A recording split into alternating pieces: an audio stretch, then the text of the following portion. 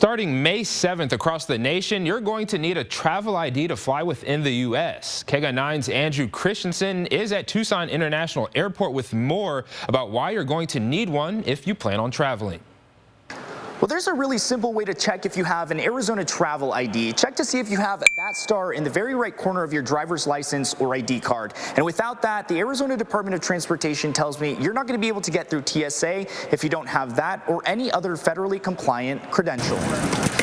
Some have it when I renewed my driver's license, and others don't. I usually take my passport to go in, so it's not too big of a headache. But starting May 7th, you're going to need an Arizona travel ID. There are more than 2.55 million people with Arizona travel IDs, ADOT tells me, but almost double, 5.04 million, do not. A legit way to know where you're from. ADOT says the travel ID complies with the Federal Real ID Act of 2005. It's a good safety practice. The Department of Homeland Security says it was passed after the 9/11 Commission recommended the federal government set standards for using IDs. It makes things go faster through the airport because you're more carefully vetted. You'll also need an Arizona travel ID to get into federal buildings and military bases. The ID will cost you $25.